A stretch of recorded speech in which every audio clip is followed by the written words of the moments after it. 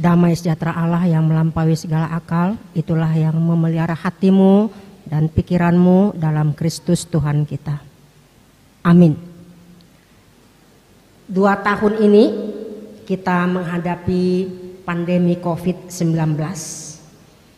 Tetapi firman Tuhan bagi kita pada hari ini memberikan kekuatan agar kita tetap percaya kepadanya.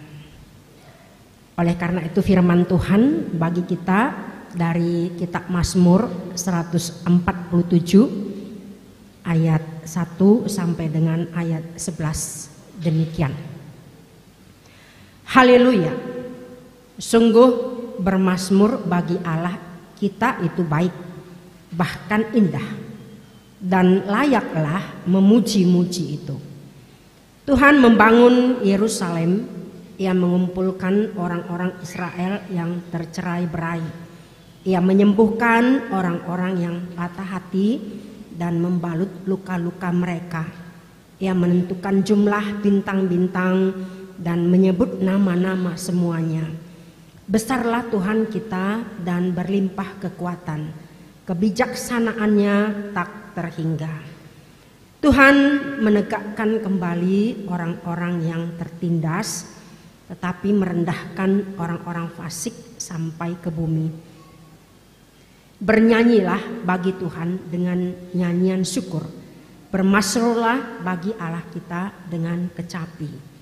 Dia yang menutupi langit dengan awan-awan, yang menyediakan hujan bagi bumi, yang membuat gunung-gunung menumbuhkan rumput. Dia yang memberi makanan kepada hewan, kepada anak-anak burung gagak yang memanggil-manggil. Ia tidak suka kepada kegagahan kuda, ia tidak senang kepada kaki laki-laki. Tuhan senang kepada orang-orang yang takut akan Dia, kepada orang-orang yang berharap akan kasih setianya. Demikian firman Tuhan. Bapak Ibu Saudara yang kekasih dalam Kristus, ada banyak hal yang kita hadapi dalam pandemi COVID. Ketakutan karena ancaman demi ancaman dalam hidup kita. Ancaman kesehatan yang banyak merenggut nyawa, bahkan anggota keluarga kita juga.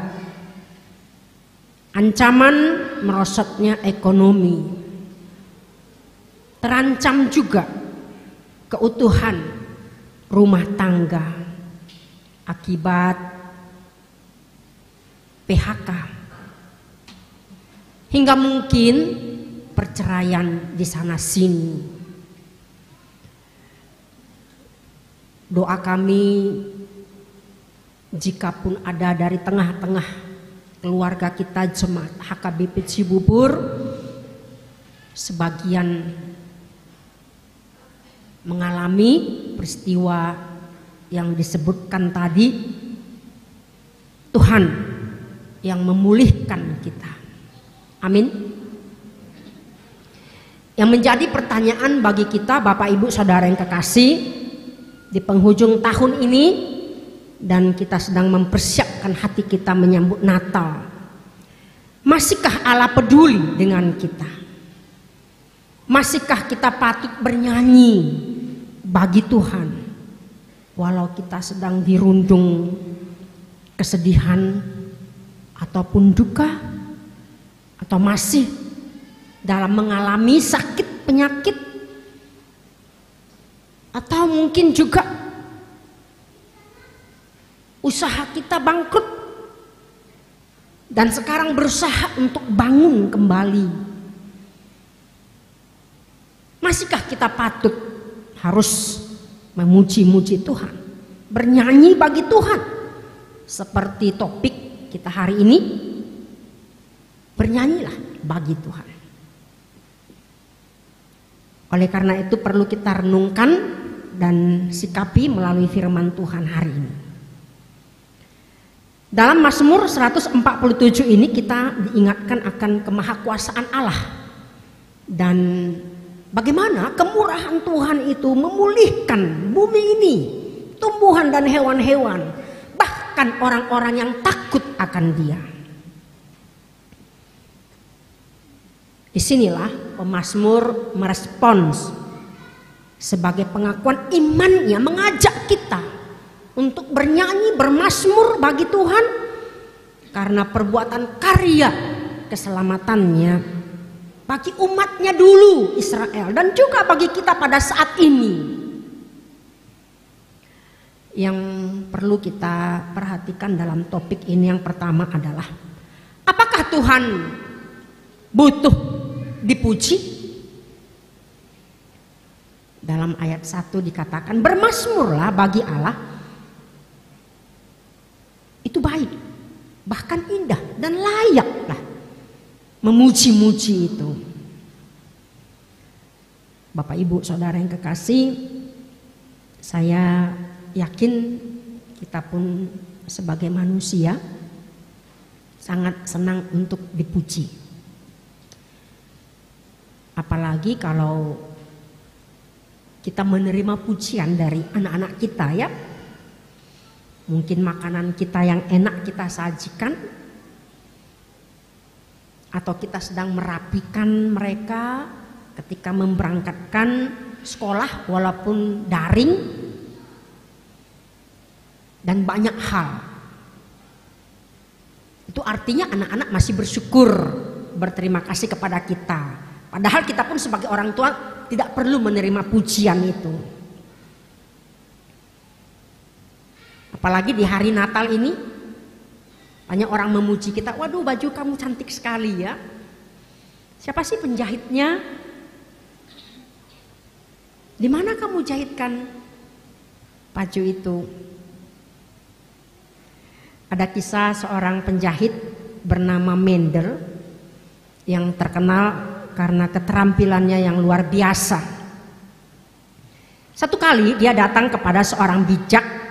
Katanya, aku punya masalah dengan pujian. Aku ini seorang penjahit dan aku tahu semua pelangganku puas dengan hasil kerjaku.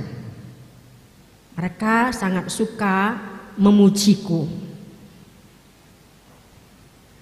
Wah, kamu Mendel hebat banget, karyamu bagus, jahitan kamu rapi. Nanti saya akan datang kembali ke sini untuk menjahit yang lain. Begitulah terus pujian itu datang kepadanya. Memang awalnya pujian itu dapat membanggakan dia dan bisa memotivasi dia untuk berkarya lebih baik lagi.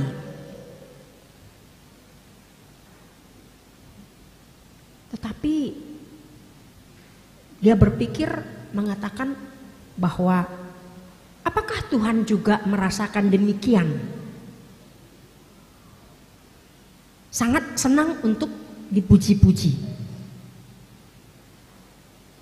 Bahkan semua orang, banyak orang di dunia ini tak lupa memuji-muji Tuhan. Ataupun sebagiannya ada yang tidak pernah berkeinginan atau lupa memuji Tuhan. Tapi yang jelas, apakah Tuhan itu butuh pujian?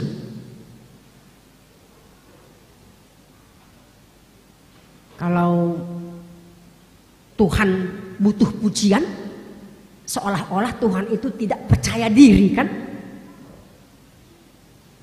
Tapi rasanya tidak seperti itu. Lalu orang bijak itu mengatakan, kamu benar.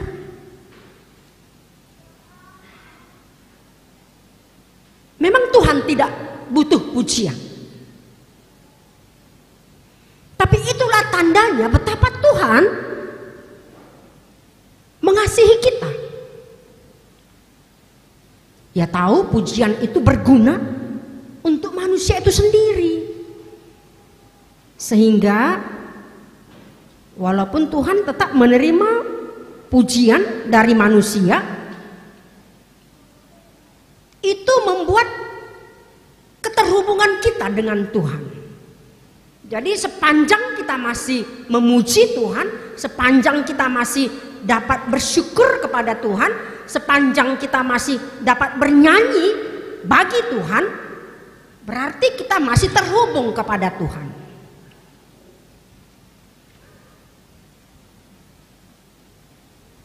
Bapak Ibu Saudara yang kekasih, di pihak lain para psikolog mengatakan ketika orang memuji-muji Tuhan, bernyanyi bagi Tuhan, itu membuat kita bersuka cita, membuat umur kita panjang, membuat tubuh kita sehat, membuat kita semangat. Ada amin? Itu juga lah yang menjadi motivasi kita untuk bersyukur.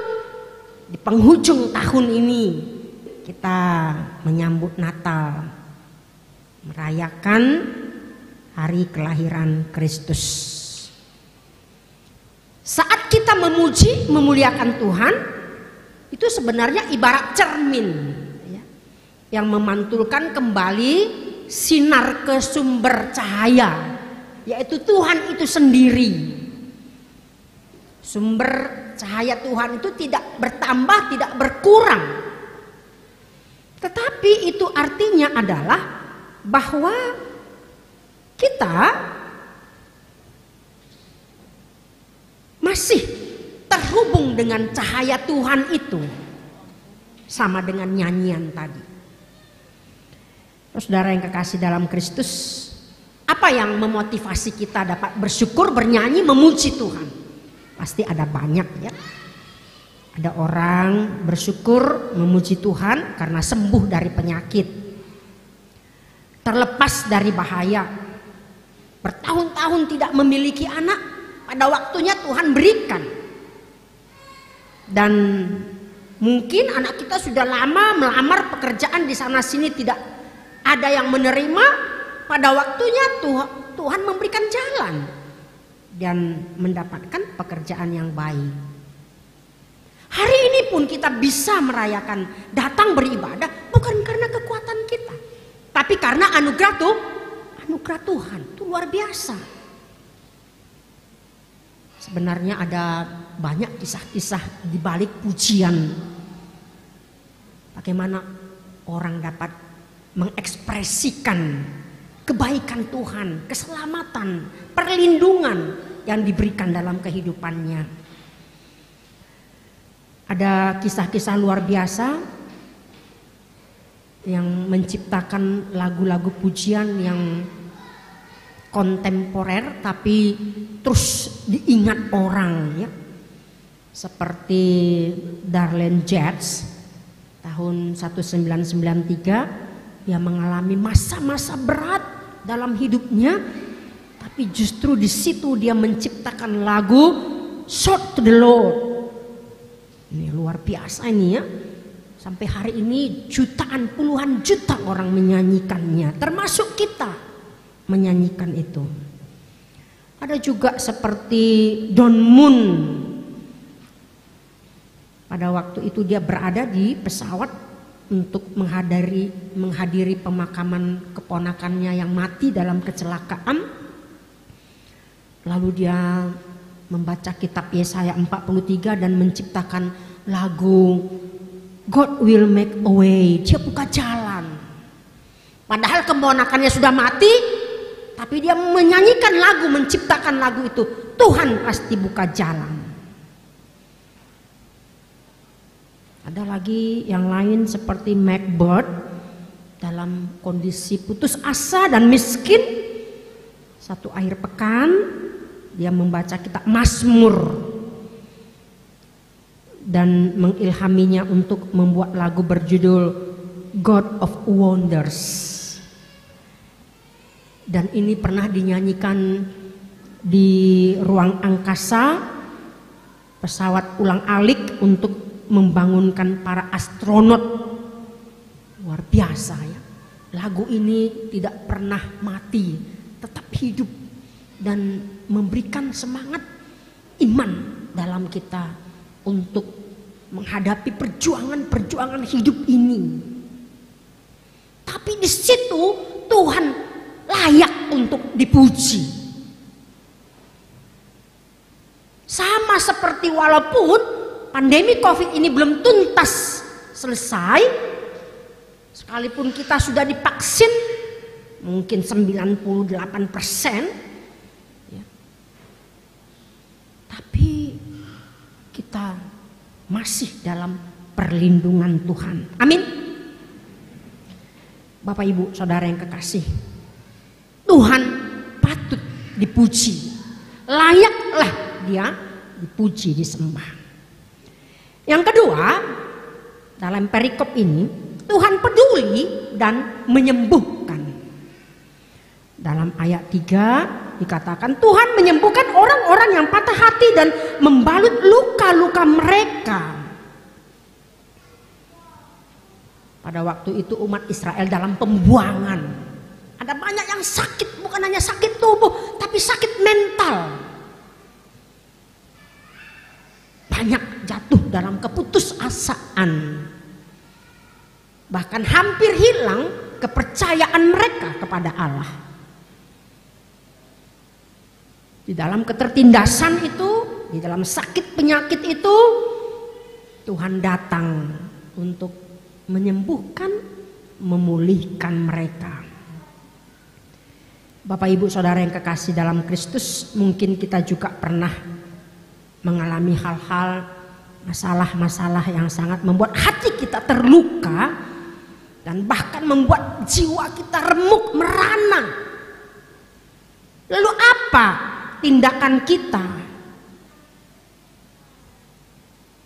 Apakah ketika kita menghadapi masalah yang membuat kita terhimpit, membuat kita terjepit, membuat kita jatuh, kita membalaskannya kepada orang lain? Karena orang itulah yang membuat aku bangkrut, orang itu yang membuat aku gagal, Tuhan yang membuat aku seperti ini, dan kita masih banyak menyalahkan orang lain dan membuat orang lain juga menjadi korban. Ada buku berjudul Hurt People, Hurt People. Orang tersakiti akan menyakiti orang lain. Dikatakan bahwa orang yang terluka seringkali disadari maupun tidak melukai orang lain. Saya mengingatkan kepada keluarga orang tua muda, ya, kita jangan terbawa-bawa dulu waktu kecil di kampung. Sedih di maju di kita.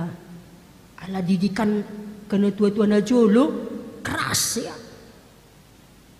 Bukan kekerasan secara fisik, secara kata-kata pun itu kita terima, ya. Pasti ada saja yang menerima seperti itu. Maka ketika anak itu disakiti, dari kecil mendapatkan caci maki, tidak pernah mendapatkan pujian, dan nilainya 8 pun erwama nilai mon dang bui 10 ina musik kan, ya. Apalagi kalau merah ibal-bali nama anak konai saya ada masih aja kan, ya. Maka jangan salah, dia juga akan melakukan itu nanti kepada orang lain. Ketika orang tua hanya menyapa anaknya dengan kata-kata kasar, dia juga akan terbentuk jiwanya untuk menyampaikan kata-kata kasar kepada orang lain. Psikologinya seperti itu. Bisa saja anak itu jadi pendiam, atau sebaliknya dia semakin berang. Maka kitalah yang membentuk karakter anak itu. Maka kita mungkin pernah mendengar orang lain mengucapkan kata-kata yang pedas kepada kita, ya, mengucapkan kritikan yang pedas. Nah, itu perlu itu memeriksakan diri. Jangan-jangan dulu waktu masih anak-anak kita kurang bahagia, ya. Jangan-jangan waktu masih anak-anak kita kurang mendapatkan pelukan, pujian, atau ciuman orang tua kita. Maka ketika besar orang itu selalu melakukan kekerasan demi kekerasan, baik secara perkataan ataupun juga fisik. Ini orang-orang yang berbahaya. Maka lawan dari hurt people adalah heal people. Ya. Orang yang telah dipulihkan, yang telah disembuhkan, dia akan menularkan pemulihan, penyembuhan bagi orang lain. Saudara yang kekasih dalam Kristus, dalam sekali Mazmur 147 ini kalau kita mau memahami. Sekalipun semua masalah, ancaman, tantangan bagaikan pisau yang dapat merobek jiwa kita, pikiran kita, hati kita, maka mari kita serahkan semua kepada Tuhan untuk memulihkan jiwa kita. Ada seorang Mike Marin, seorang pria asal Passaic, New Jersey, yang dinobatkan sebagai juara dalam menjadi korban kejahatan. Dalam 5 tahun dia pernah dirampok sampai 83 kali dan dirawat di rumah sakit sampai 20 kali.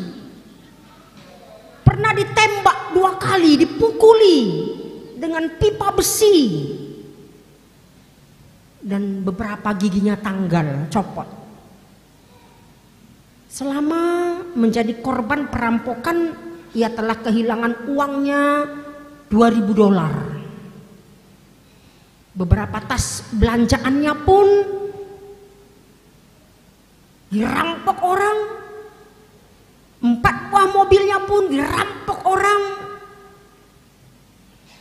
Jadi menurut berita koran, pada waktu itu kepolisian Passaic menawarkan sebuah walkie-talkie kepada Marin supaya ia bisa segera melapor dan mendapat pertolongan kalau dia menjadi korban lagi.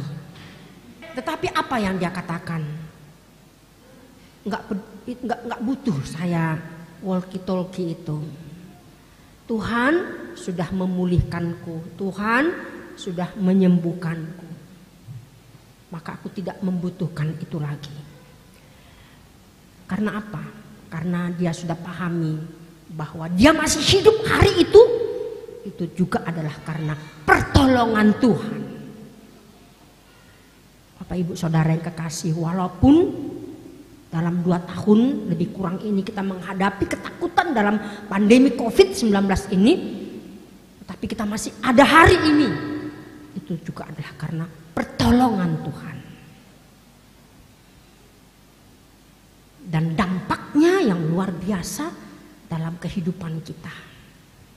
Maka itulah yang membuat kita kuat jika kita tetap berserah kepada Tuhan. Yang terakhir, Tuhan kenal kepada kita. Dalam ayat 4 dikatakan, ia menentukan jumlah bintang-bintang dan menyebut nama-nama semuanya. Jumlah bintang di galaksi semua Tuhan tahu. Amata sering sekali berjumpa dengan seseorang yang menyapanya.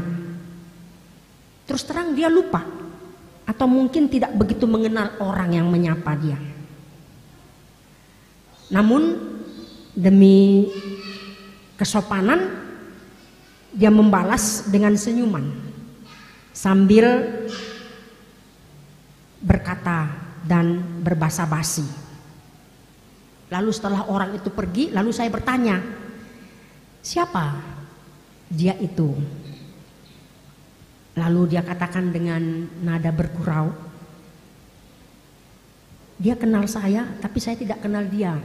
Maklumlah artis, katanya. Seseorang mengenal tapi orang itu tidak mengenal orang yang menyapa itu. Sebenarnya itu bukan sesuatu yang membanggakan ya, tapi justru menunjukkan keterbatasan manusia. Sungguh beda dengan Tuhan.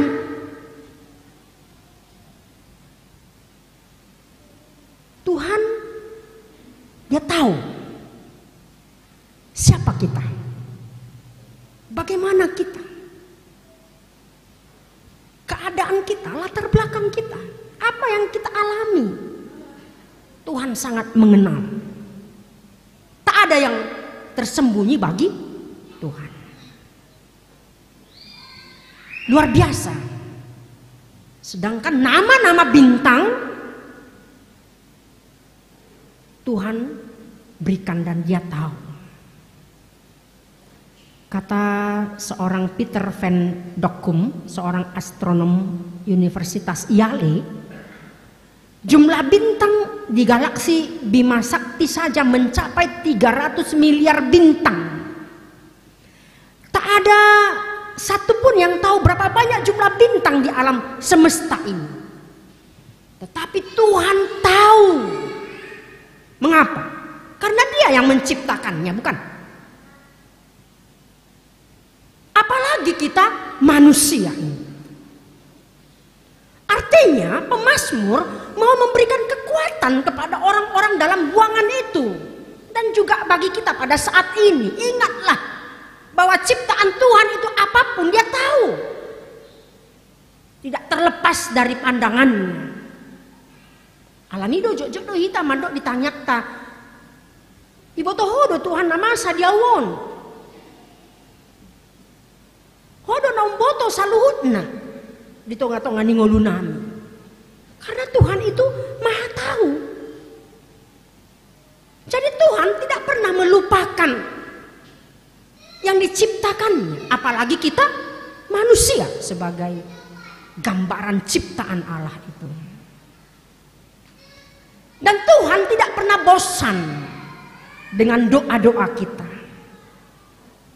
Maka dikatakan dalam ayat 11, Tuhan senang kepada orang-orang yang takut akan Dia, kepada orang-orang yang berharap akan kasih setianya. Ini luar biasa ya. Kalau saya mau panjangkan sedikit lagi, bagaimana Tuhan tidak pernah bosan dengan doa-doa kita, dengan kehidupan kita. Walaupun setiap hari amanginang, holanido tanyakta. Marulakulak si holanido tanyakta. Hiado hita marpikir, ngobo sa Tuhani rama bege tanyakku. Anak saya pernah mengatakan seperti ini. Saya jadi malas mah berdoa. Loh, kenapa? Karena doa saya itu-itu saja. Mau makan doanya itu, mau tidur doanya itu, mau ujian pun doanya itu. Apakah Tuhan itu nggak bosan katanya? Saya nggak tahu apakah kita pernah juga mengalami hal demikian. Bosan do Tuhan itahe manangihun tanyakku. Sekolari do mau tanyangi.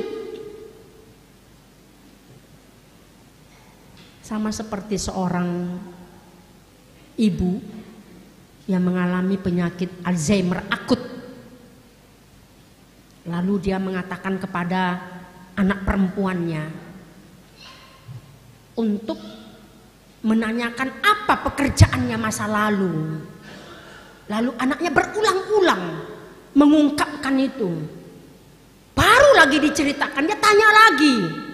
Dia menceritakannya lagi ulang tanpa bosannya. Dengan prinsip, ibuku masih hidup.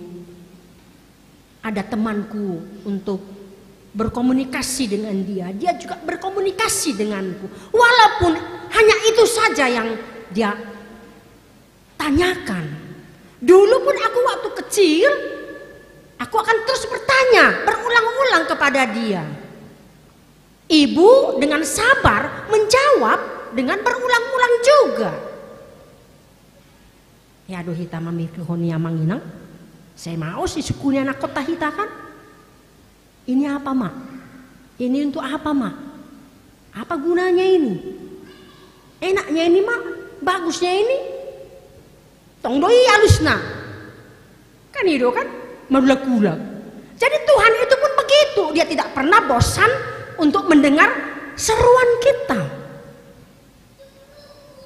Pada orang-orang yang berharap akan kasih setianya, Tuhan tidak akan pernah bosan. Justru dia senang. Maka jangan pernah kita berhenti untuk berdoa. Jangan pernah kita berhenti berharap. Jangan pernah kita untuk berputus asa dalam hal apapun. Inilah firman Tuhan yang memberikan kekuatan kepada kita, Bapak Ibu Saudara yang kekasih dalam Kristus. Kiranya menyambut Natal ini Tuhan benar hadir, lahir dalam hati kita, dalam hidup kita, dalam keluarga kita. Marilah kita terus memuji, mari kita berikan nyanyian, pujian kepada Tuhan. Mari kita sembah Dia dan bersyukur atas kebaikannya dalam kehidupan kita. Amin. Kita bersatu dalam doa. Bapa di dalam Kristus, kami bersyukur pada saat ini Engkau masih memberikan kesempatan bagi kami untuk menyanyi, memuji, memuliakan nama Tuhan. Betapa besar agung karya-Mu, penyelamatan-Mu yang sudah memulihkan kehidupan kami. Walaupun kami masih berada di tengah pandemi COVID-19 ini. Terima kasih Tuhan, hari ini kami ada karena anugerah-Mu. Dan Engkau masih memberikan tugas dan tanggung jawab bagi kami yang akan kami lakukan hari ini, esok, dan seterusnya ketika Tuhan masih memberikan kesempatan bagi kami. Berkatilah semua jemaat Tuhan pada saat ini. Berkati perayaan-perayaan Natal yang akan kami rayakan. Biarlah itu nama Tuhan menjadi kemuliaan bagi nama-Mu, sukacita berkat bagi setiap jemaat. Terima kasih Tuhan untuk firman-Mu hari ini yang telah memberikan kekuatan bagi kami. Biarlah kami beroleh sukacita dan damai daripada-Mu di Natal ini. Dalam Kristus kami berdoa. Amin.